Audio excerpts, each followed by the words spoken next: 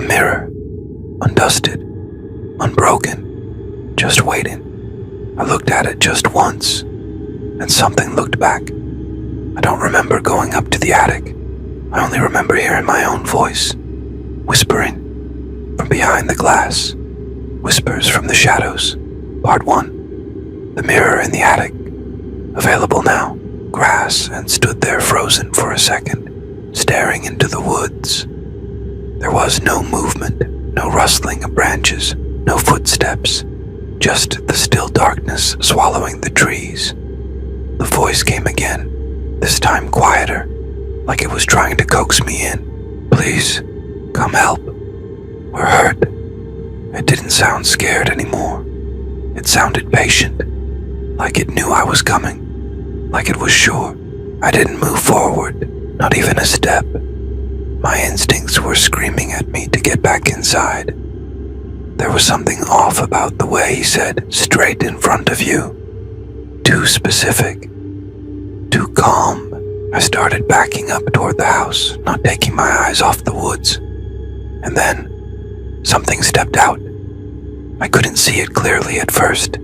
Just the silhouette of a man. Lanky, tall, maybe over 6 feet. He didn't wave, didn't move, just stood there in the dark line between forest and backyard, barely touched by the moonlight. I couldn't breathe. I turned and ran inside, locked the door, shut off all the lights, and crawled under my bed. I stayed there for what felt like hours.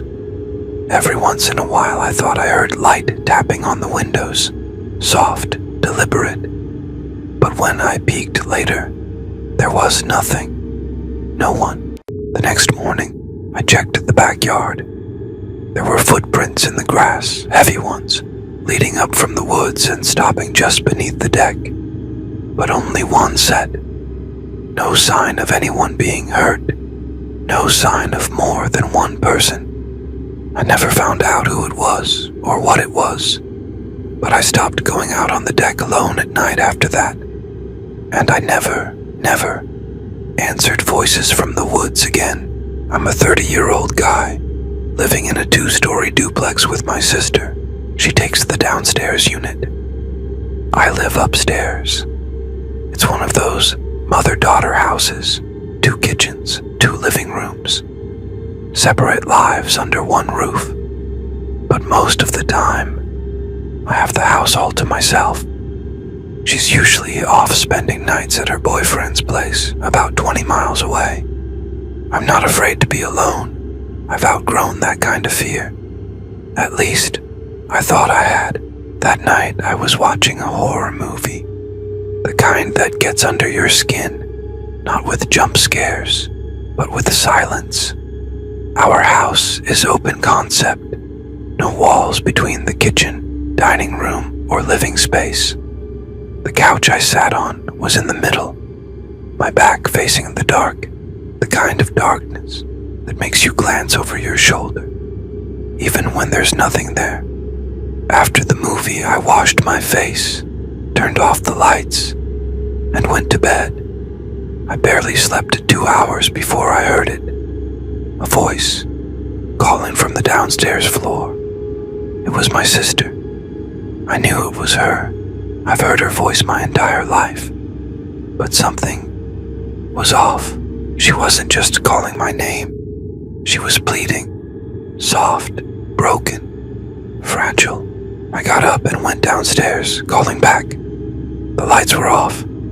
Her apartment was quiet. When I turned on the kitchen light, no one. Her room was empty, bed untouched, silent as the grave. I called her name again. My voice echoed in a way I didn't like the house wasn't used to sound anymore. Then, something fell in her bedroom. I had just checked that room. I ran back upstairs, locked my door, and tried to shake it off. I texted her, called her, no answer. I barely slept. When I woke up, I had a message from her. Why were you calling me at 1 a.m.? I asked her, were you home last night? She replied, no. I stayed with him the whole night. I went downstairs in daylight, searching for what fell. Nothing was out of place. Did I imagine her voice, or was something imitating it? I wish I could say that was the weirdest thing that's happened to me. But there's more. When I was a teenager, my parents left me home alone for a week. They'd gone on a trip with one of Mom's rich friends.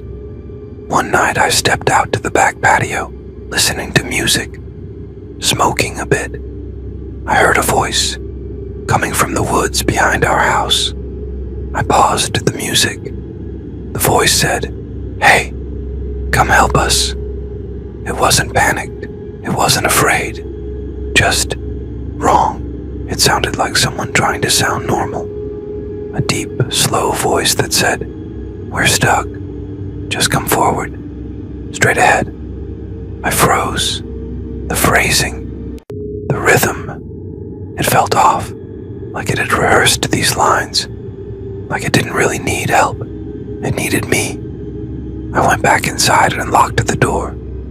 That should have been it. But the next night something worse happened. I was in my room when I heard the patio chair slide across the wooden deck.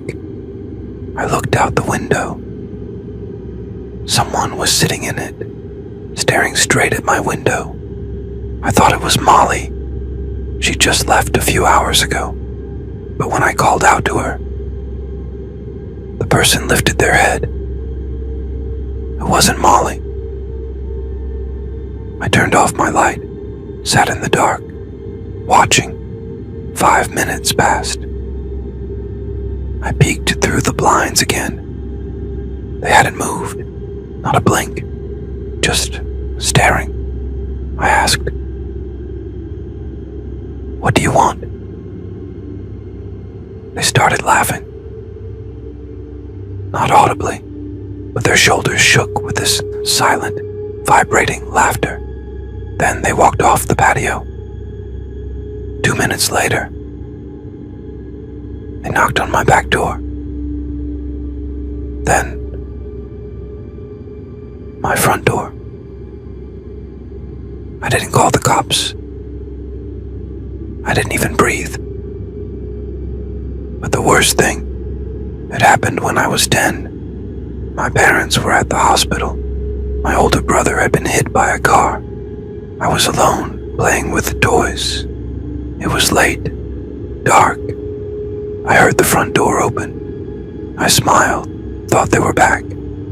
I walked out of my room and saw them. 3 figures, tall, still, standing in the dark hallway. I backed into my room, hid in the closet behind cardboard boxes. I held my breath as one of them walked in.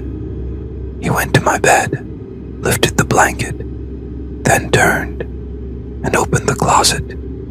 He looked straight at me. 20 seconds, no movement, no words.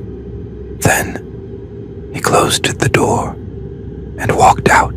He knew I was there. I know he saw me, but he left, like he got what he wanted. Ever since that night, I don't trust silence, or the dark, or houses with 2 kitchens. They say fear fades with time, but in my case, it learned to adapt. I stopped telling people what I heard, what I saw, because when you say it out loud, you realize how insane it sounds. But the silence never stops listening. A few weeks after the last incident, I began hearing tapping. Not loud, not rhythmic, just soft, random. Sometimes on the kitchen window, sometimes from inside the walls, but always at 3:14 a.m. I thought it might be a pipe, or rodents, but then I pressed my ear to the wall one night, and I heard it, breathing, not mechanical, not animal, human, slow, deep, deliberate, like something was resting inside the wall. I didn't sleep in my room for a week, but it wasn't just sounds anymore.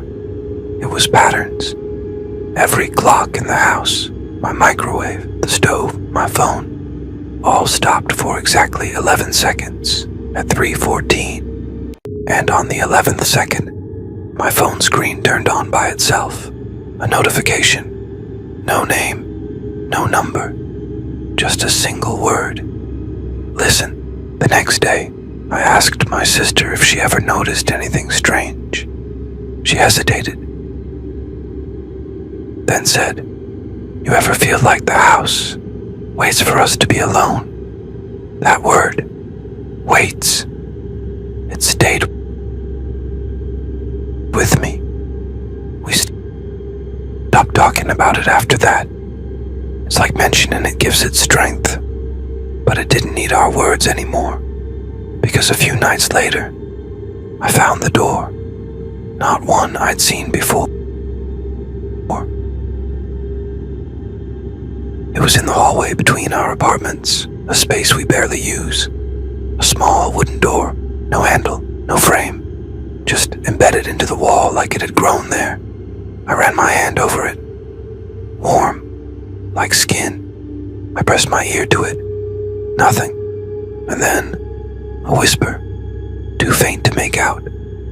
I stepped back, heart pounding, when my sister called me. But she wasn't upstairs. She was calling from behind the door. "Let me in," she said. "I forgot my key." I ran downstairs. Her room was dark, empty, but her voice kept coming from behind the wooden door upstairs.